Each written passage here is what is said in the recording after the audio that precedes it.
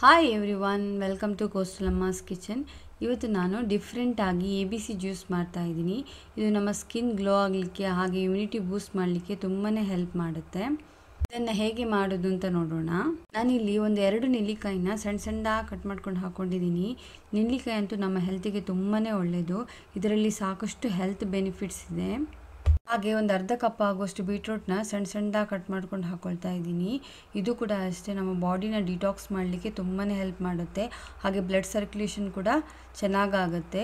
ಇದರಿಂದ ನಮ್ಮ skin glow ಆಗಲಿಕ್ಕೆ ತುಂಬಾ ಹೆಲ್ಪ್ ಆಗುತ್ತೆ. ಅದಕ್ಕೆ ನಾನು 1.5 ಕಪ್ ಆಗುವಷ್ಟು ತೆಂಗಿನ ಹಾಲನ್ನು ಫ್ರೆಶ್ ಆಗಿರೋದು ತಗೊಳ್ತಾ ಇದ್ದೀನಿ.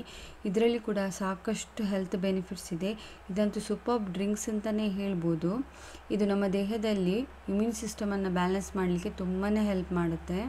ಇದರ ಬೆನಿಫಿಟ್ಸ್ ಹೇಳ್ತಾ ಹೋದರೆ ಸಾಕಷ್ಟು ಇದೆ. ನಾನಿಲ್ಲಿ ಸ್ಕ್ರೀನಲ್ಲಿ ಹಾಕಿರ್ತೀನಿ, ನೋಡ್ಕೋಬೋದು. ಹಾಗೆ ಇದನ್ನು ಸ್ಮೂತಾಗಿ ಗ್ರೈಂಡ್ ಮಾಡ್ಕೊಳ್ಳೋಣ.